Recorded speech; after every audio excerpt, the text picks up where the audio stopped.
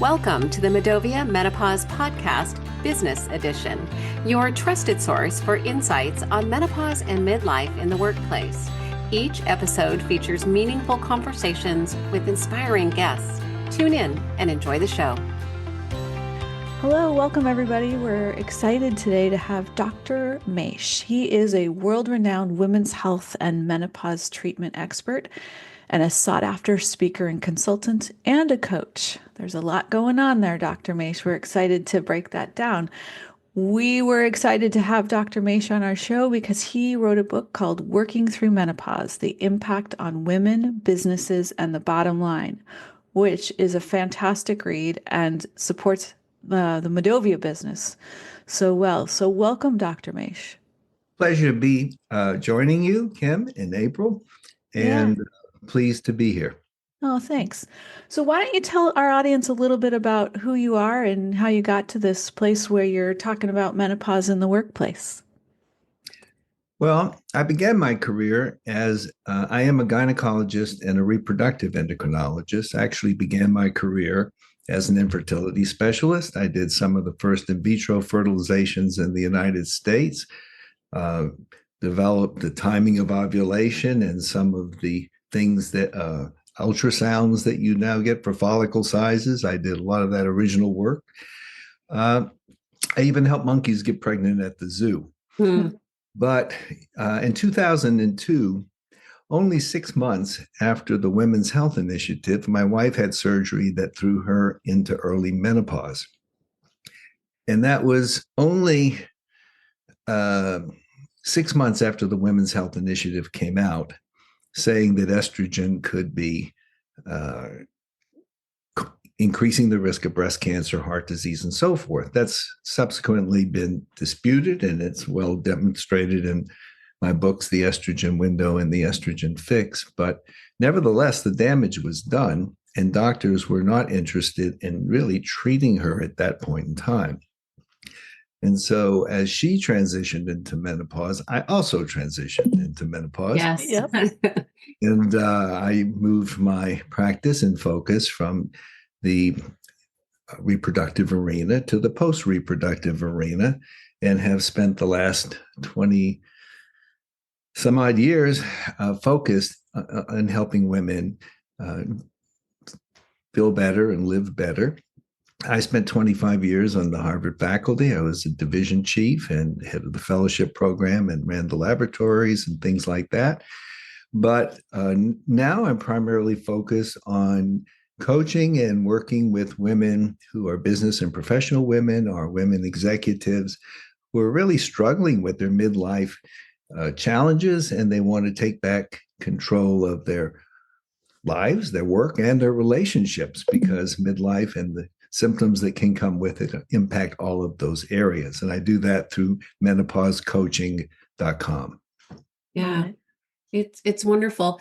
And we often find that people do change their careers, based on their personal experiences. And we could probably do an entire podcast on surgical menopause. I'm sure we could. We get a lot of questions about that as well. But I'm curious, you work with executive women, you work in the menopause space, post-menopause space right now. Your book highlights the economic impacts of menopause on businesses. And so I'd love for you to share a few of the key statistics and findings to that respect as well. Well, let me just say one thing. You say I changed careers, but I really didn't change careers as such, because I believe that life and health are a continuum. And so I used to do, you might say, sperm to term, but now I'm doing like womb to tomb. And so basically, I see that we go before reproduction, then we do transitioning out of reproduction, which is perimenopause, and then we have menopause, which is post-reproduction and the years beyond. And so I see what I'm doing is just continuing the ongoing life sequence or life journey that women travel through. And so I see many of the women who are having trouble getting pregnant actually were struggling with entering perimenopause, Yeah. and they are not recognizing it because they feel they're too young. But in fact, 5 to 10% of women are already in menopause before age 45 and 1% before age 40. So the symptoms begin about 5 to 10 years before that. So you could well be in your 30s and have Mhm. symptoms that feel really weird to you, and it could be a sign that you're in perimenopause. In terms of statistics, um, menopause will affect every woman if she lives long enough. And while the majority of women, the mean age that a woman lived, or men too for that matter, the lifespan in 1900 was 48 years. So menopause didn't happen for a lot of women. Mhm. Today, the mean age is somewhere around 83 years, with Right. mean age of menopause um, being roughly 51, with a typical span of 45 to 55. And as I said, 5 to 10% of women will be in menopause before that. So, um, and women are a very big part of the workforce. They're half of the workforce, and half of them are either in perimenopause or menopause. So symptoms are like, 10% of women have dropped out because of menopause. They've just left work. um, 1 in 4 are not pursuing leadership positions that they could be. They just feel that they're not in charge of their bodies and their minds the way they want to be, and they don't have the capacity or feel too taxed by it at this point because they're struggling with so many other things, combined with they're taking care of kids often and they're taking care of parents, etc.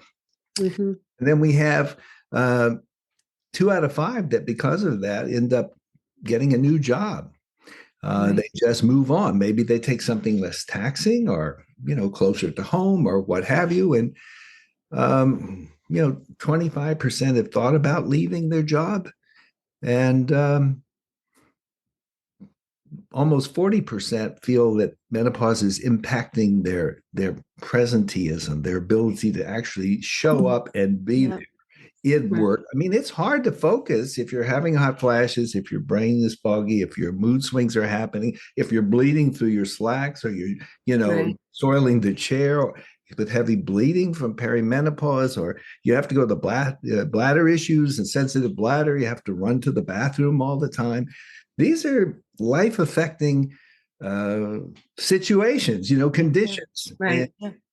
so those are some of the statistics. And they're impacting women in their desire to stay at work, be happy at work, be maximally productive at work, and rise up through the chain of the work ladder to the top of the rung, if that's their ambition, or to perform at their best at whatever Right. rung they happen to work at. Right. Yeah. Hey, friends, I'm excited to share a significant milestone that you may have heard mentioned. Medovia has launched the first ever menopause friendly U.S. accreditation program. This program sets a comprehensive standard, overseen by a third party panel of experts, ensuring, air quotes here, that menopause friendly is more than just a term. It reflects a real commitment to meaningful, sustainable workplace changes. It's important to us that the menopause friendly logo is meaningful and marks a high standard within the menopause space. We hope you'll join us on the journey to becoming menopause friendly as a leading pioneer in the States. You can find more information at menopausefriendlyus.com. So there seems to be, all that being said, thank you for those statistics. Um, it is a challenge for people in the workplace that are going through menopause. And yet, in the US, less than 15% of organizations have any type of menopause support programming in place, even beyond benefits and medical care. There's no support for menopause in the workplace. So, can you share with us, in your experience, what some of those misconceptions that employers have about menopause in the workplace, and maybe even employees as well? Well, from the woman's side, It's often a taboo topic because we have a situation where many times menopause is considered being older. And I've just told you, menopause is not about age. Menopause is about transition. Mm-hmm. But people equate it with age. So there is ageism in our country. So women don't want to be perceived as looking old or being old. Why would they look at any ad on television and see that for only recently we have somebody that's not 25 talking about anything, and we have only recently begun to hear the word menopause come out of someone's mouth. Mm-hmm. Prior to that, it was taboo. Just like at one point, erectile dysfunction was something nobody talked about.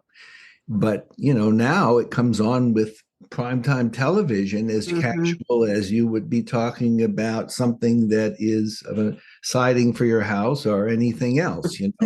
It's Right. remarkable how much it's permeated. So it's, first of all, it's taboo. But many times there's a misperception that it's just a little inconvenient thing. It's, number one, it's natural. Okay, death is natural. That doesn't make it pleasant. Mm-hmm. Menopause is natural. Number two, you feel a little warm. What's the big deal? Not understanding that hot flashes can have actually negative impact on a woman's health, sleep, Mm-hmm. and other things that are now being uncovered. The third is that there's not that much advocacy for women, and this is just something that women feel they have to tough it out. And so they go to work with their symptoms. Mm-hmm. And we didn't talk about it, but I will just set it up, which is the way my book sets it up. And let me say that I did the book together with my wife, Sharon Seibel. The two of us co-wrote the book together. But um, the the whole thing really came crushing down with the Women's Health Initiative, the Mm-hmm. so-called WHI, which happened in 2002, which I mentioned. Right. Prior to that time, at least 50% of women were on hormone therapy, and they typically got it sometime after menopause. You have your symptoms coming around midlife, and doctors would give out the hormones, and women's symptoms were abated. I mean, they dealt with it, and they weren't symptomatic at work. It was addressing their issues. After the Women's Health Initiative, that number dropped to under 5%. And if you look at the most recent data that's been published within the last year, the number of women on hormone therapy is down from what it was, 2, 3, or 4 years ago. So it's now like at 3.8% or 3.9%. Mm-hmm.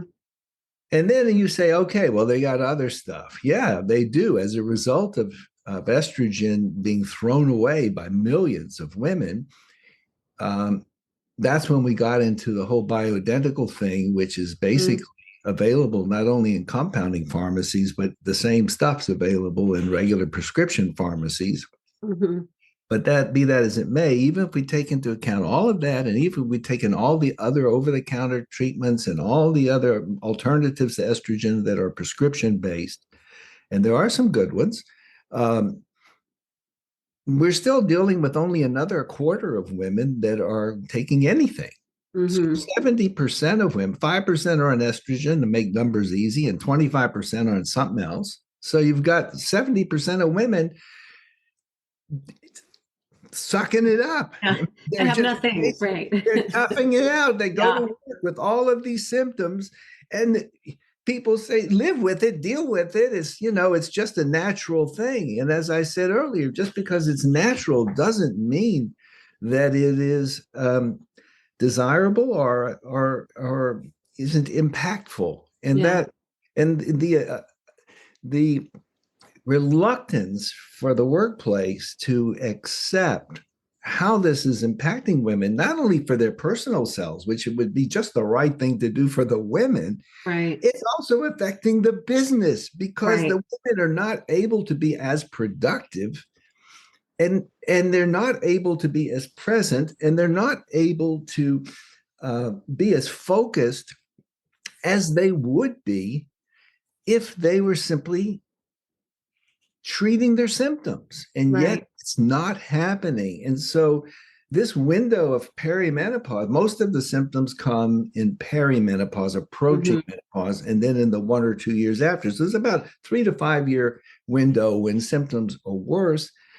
And that could be all mitigated. I mean, there is no one needs to tough it out if they Right. figure it out. No one needs to. There are treatments for almost everything, safe and effective treatments. And if you want hormones, that's good. It goes to every cell in your body. It affects all of your symptoms. It will address them. If you don't want hormones because you can't or won't take them, that's also good.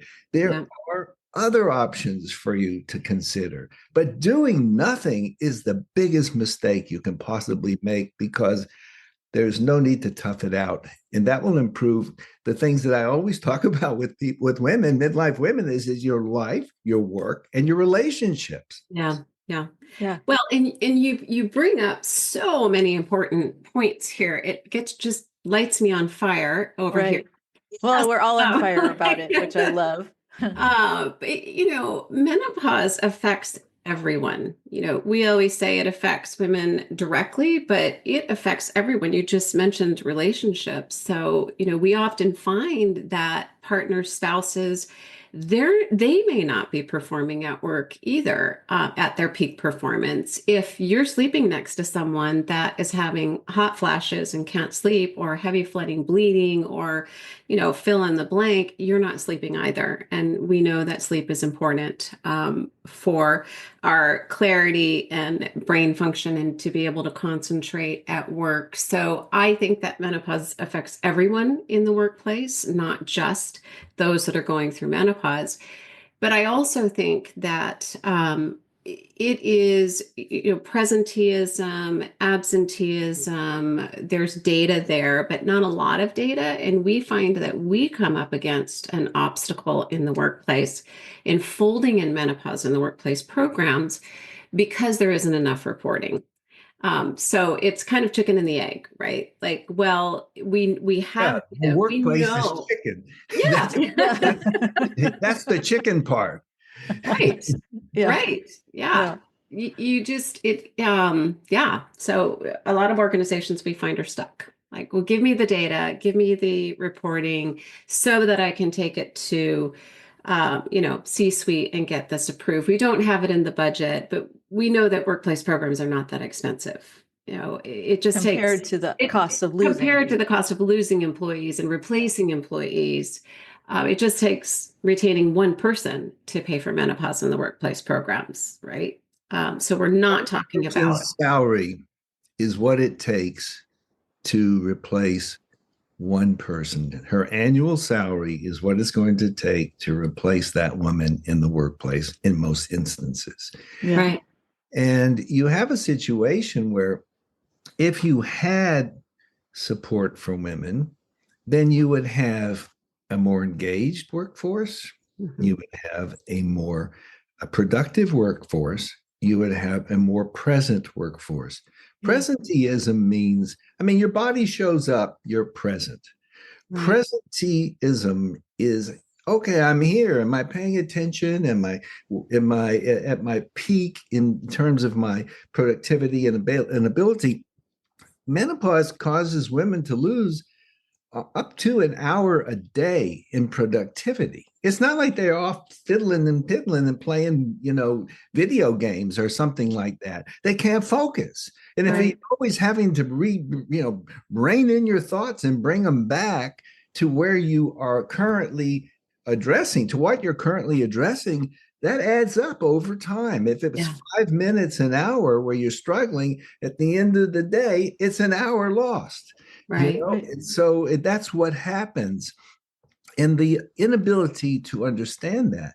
You're talking about the men. Let's just say, half of the workforce is women, half of the workforce is men, more or less. And even in industries you wouldn't expect, in the police departments, in the fire departments, in other places, there's women working there in uniforms that are too hot for them. Right. In situations where they're not being supported for just the basic kinds of considerations that would make their jobs easier, better. And if Mhm. the workforce is happier, they're going to be more productive. They're going to be more likely to stay in their work. And I remember when I was doing the fertility work and I was advocating for coverage for infertility work. And people finally, insurances came around and got the idea, hey, maybe, this infertility does work, but, it's too expensive. Mhm. Okay, Right. well, infertility, it turns out that if coverage was provided in workplaces for these kinds of issues for young women, when young women were looking for jobs, they went where the coverage and the support was there for them. They didn't Right. want to go to a place where if they got pregnant or needed help with IVF or some other thing it was a problem. And it turned out it only ended up on average adding even IVF, which can be very expensive, Yeah. much more than menopause. But that at its peak was about $7.30 a month to get that policy into the Wow. workplace. Wow. And Wow. so for that measly little bit, you could attract women to Mhm. stay. And I believe this will happen as we get coverage and more awareness, because I'm not going to work at a place that doesn't support me at this point in my life. And women are more than 75% of women are working through menopause. Right. And more women are working longer and longer. And also, if you think about this from a money point of view, midlife is when the poop hits the fan in terms Mhm. of starting to acquire diseases. Autoimmune diseases come up, other kinds of conditions come up. You have more problems with heart issues, with bone issues, bone loss, which is Right. very bad in menopause. You lose about 30% of active bone in the transition of perimenopause. I mean, it is a big time to be preventing things. And so if we addressed menopause at midlife, Mhm. we would have much healthier women at end of life and throughout, Right. and then your health span would get closer to your lifespan. And Right. then you'd be in a position to be much better protected from whatever happens, because let's face it, our brain is the software and our body is the hardware. And I don't know what kind of hardware you got in your house, but I bet it breaks after 50 years. And so there's things breaking down, and the more we prevent it, Yeah. more we repair it as little things go along, the more we invest in that bit of effort, the more we're going to have a healthier, productive workforce and lives. And don't forget, women make probably 90% of the healthcare decisions for families. Right. And for every woman you protect, every woman that you have able to be at her peak, you are impacting the guy whose appointments for his prostate check the wife is That's making or right. the partner is Mhm. making. Yeah. You're protecting the kids from going in to see what happens if their ear is infected or whatever the issue is. So you're impacting the country one family at a time. Right. And it eventually it will hit a tipping point, but we have to be proactive and be aware. That's such a great example on the impact on the family. I don't think people think about that from a, healthcare decision perspective. I know at my house it's me, but because I know I've sold benefits before, but in generally speaking, if I look at all my friends, they're the But it's ones that, me, right? It's me, right? yeah. In our house too. So I do think it's an excellent point. Yeah. Yeah. So, what should organizations be doing? How can they support women during this time? And what are some of the best ones that you've run into or doing to help support women during their menopause years? Well, in my book, I put a process visual that really talks to this. And the first thing is we have to have awareness. We have Hmm. to have menopause happens. There's menopause awareness, month. There's menopause. There is a World Menopause Day. Make it part of what the company is able to talk about. Right. Menopause cannot get stuck in your throat. You have to be able to utter it. to Yeah. talk about it comfortably. Once you begin to get awareness, then you can begin to create advocacy. There may be one person that's the designated advocate that can go and try to be and help promote this kind of thing.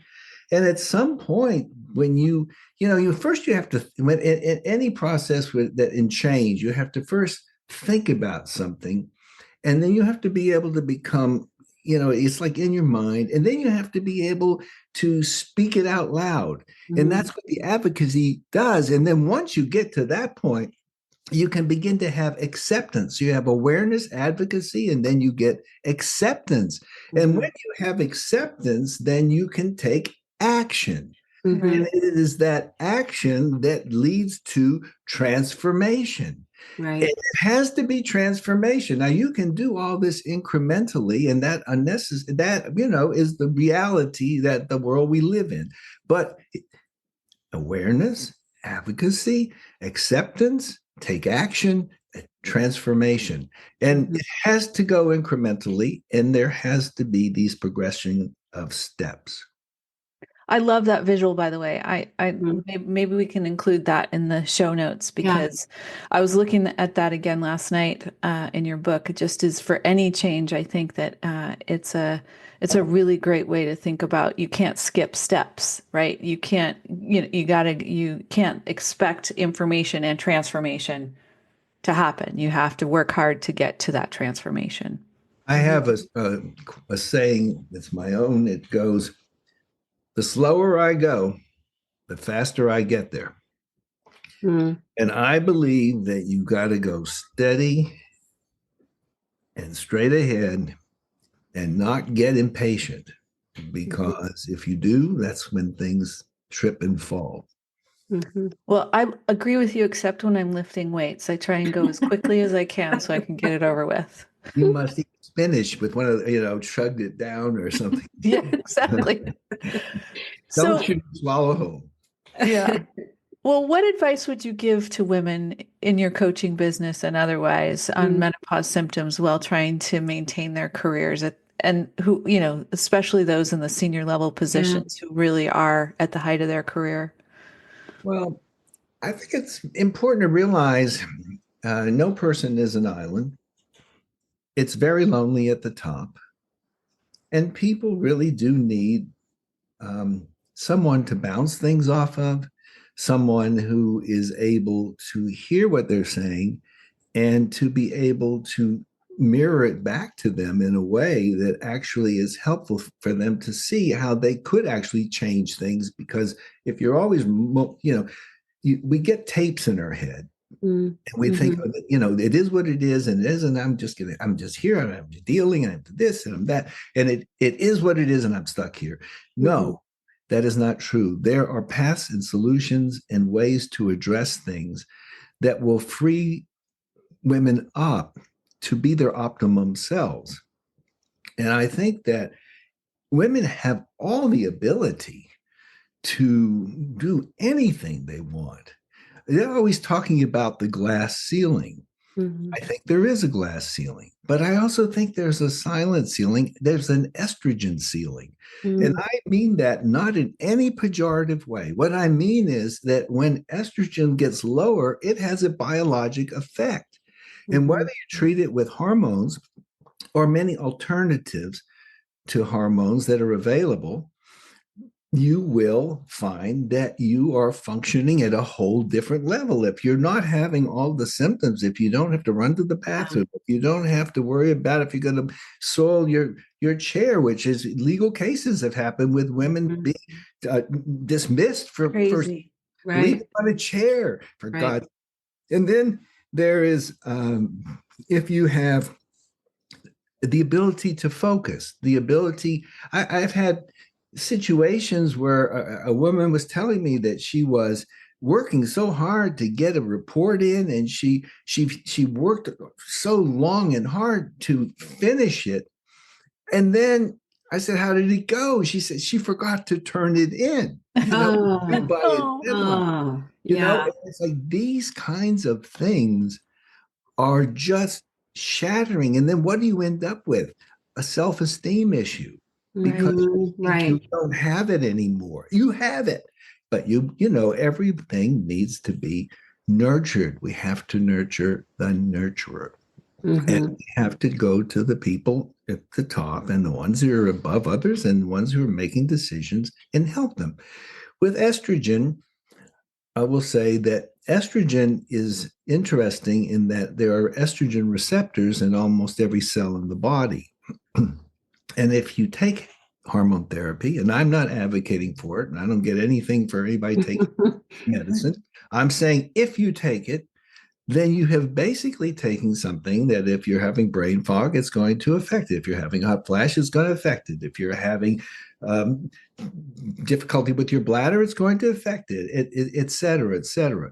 But if you don't take hormone therapy, you have to divide your life into two things. You have noisy symptoms like hot flashes, which you damn sure know you got. Mm-hmm. You Yes. have silent symptoms like bone loss, Mm-hmm. which you will not know you have unless you get a bone density or you fall and break a bone. Mm-hmm. You find it out, or heart disease or other things. So estrogen is dealing with all of those things. But my concept of menopause is you have to take care of the sum of you and not some of you. The only Mm-hmm. way to do that is to work with people who can help you identify noisy and silent, help you realize taking care of the sum of you, and then turn that into a more, I call holistic Yeah. approach. WHOLE, holistic, Right. because that is the secret to having a much happier, productive, positive menopause transition, which is inevitable. Yeah, you may not have hot flashes. You may be one of the 1 in 5 women who don't, or whatever the number is. It's about 20% Mm-hmm. don't have hot flashes. But that doesn't mean nothing's happened to you. I mean, your body Right. is Yeah. changing, just maybe silently. But you Yeah. have to be aware of all this stuff. If you're not aware, then, as I said, the things you could have been taking preventively Mm-hmm. action are going to come forward 10 years behind. I Well, and love that. What I you love just, that too. And yeah. you talk about the first stage of transition is awareness, right? Uh-huh. And Mm-hmm. that's just what you're saying. Yeah. Right. Yeah. Can I ask a question? Because we often hear from women, oh, I've already been through that. I don't need to worry about that, right? I've reached menopause, so therefore I don't have to worry about it anymore.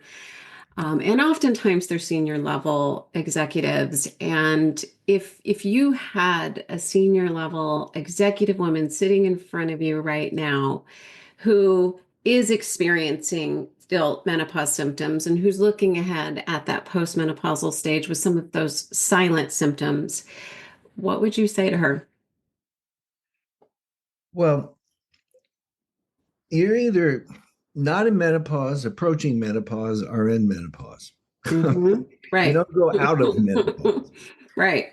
Menopause does ease up to aging, and these two things are going on simultaneously. Um, the fact that you are partially correct if you are a woman who has been dealing with terrible hot flashes and you are able to wait, tough it out for 3, 5, 7 years. For some women, it'll be more than 10 years.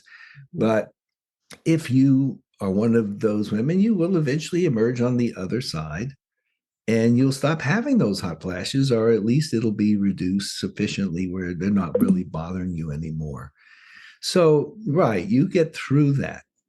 But your bone loss, your atherosclerosis or artery hardening, uh, other components of your health are ongoing Mhm. and they can be intervened upon and slowed down because as you treat menopause, you're also treating aging.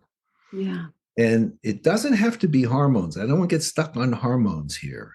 I mean, I'm very much authority on hormone therapy, but Mhm. you got to live in the real world. 95% of women aren't Mhm. on hormones. So why focus on hormones unless they want them and want to take them safely and most effectively and know more about it? On Right. the other hand, doing nothing is a huge mistake. Feeling that you've got this, you're gone through this, is really simply simplistic and naive thinking.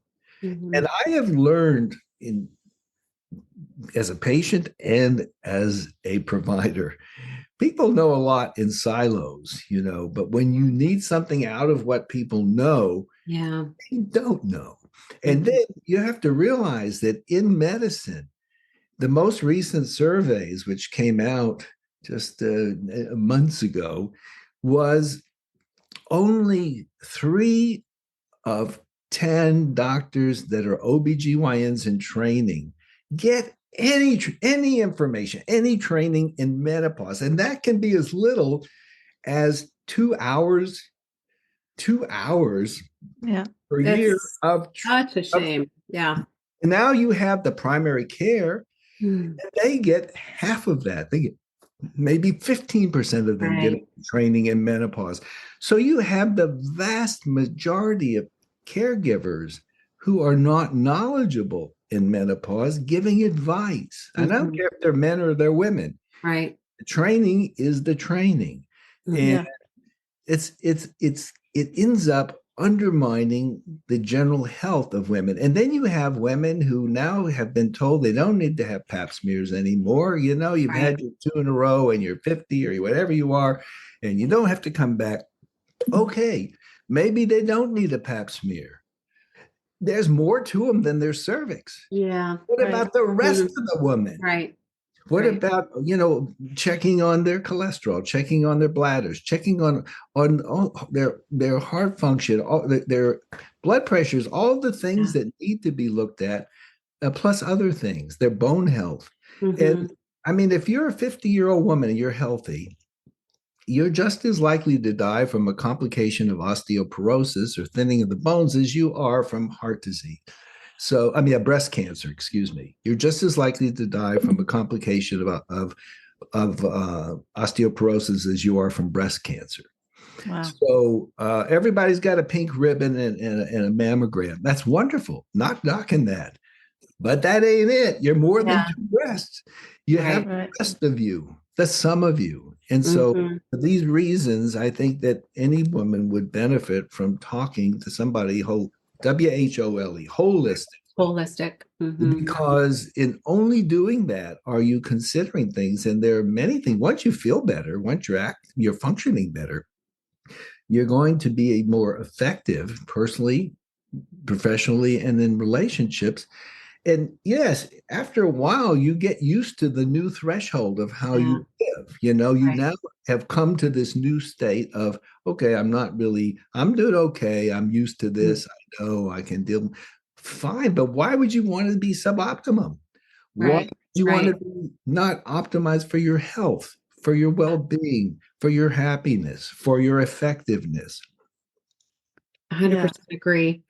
I Um, love this. We I could think talk forever. I know, I'm like, oh my gosh, we're going to have you back because there's so much that we can unpack here. And I do agree with you. And I think that we don't know what we don't know, and we get used to feeling lousy sometimes, and we Right. don't even realize what good feels like anymore until we get that help. And then it's hindsight. We're looking back in the rearview mirror going, oh my gosh, why didn't I do Do this? this earlier. So, right. Yeah. Coulda, Right. shoulda, woulda. Yeah. Yes, absolutely. Well, Dr. Maish, where can our listeners learn more about your work and the resources that you've worked so hard on? Well, they can come to my website, drmache.com, drmache.com. And um, I have tons of resources. And also, together, my wife and I do the Hot Years magazine, and it's at hotyearsmag.com. But I would like to give all of your listeners a free copy of the magazine. I think That's they'll so nice. interesting and useful. It has videos, it has exercise videos, it has all Great. kinds of stuff in it. And so they can use that as a resource. And if they're interested, they can subscribe. But I think that it's important to get the information you need and make sure it's accurate. There's a lot Yes. of not only misunderstandings, but myth understandings Yeah. out there that are simply wrong and get cut and pasted and perpetuated that are doing harm to women instead of optimizing them. So those are drmache.com. If you're interested in working together at some point or want to discuss it, you can reach me at menopausecoaching.com. Excellent. Fabulous. Well, I told you that we ask all of our guests, the final question is, what is the best piece of advice you've ever received or given? Well, I'd like to think there's been a lot of those, but Yeah, I'd say you had some in this podcast. but I would say the biggest thing I would say is don't tough it out, figure it out. Because there is a path for each person. It has to be individualized, but if you figure it out, you will not have to tough it out. I love the simplicity, but the depth of that. So, gosh, thank you for that. I'm writing that one down, Kim. Yep. Oh, well, thank you so much, Dr. Mesh, for coming on the show, for sharing your knowledge. We'll definitely have you back. Listeners, will put the information on the magazine subscription in show notes, as well as all of your contact information. And until we meet again, everyone go find joy in the journey. Thanks, Dr. Mache. Thank you for listening to the Medovia Menopause Podcast. If you enjoyed today's show, please give it a thumbs up, subscribe for future episodes, leave a review, and share this episode with a friend. There are more than 50 million women in the U.S. who are navigating the menopause transition. The situation is compounded by the presence of stigma, shame, and secrecy surrounding menopause, posing significant challenges and disruptions in women's personal and professional spheres. Medovia is out to change the narrative. Learn more at medovia.com. That's MIDOVIA.com.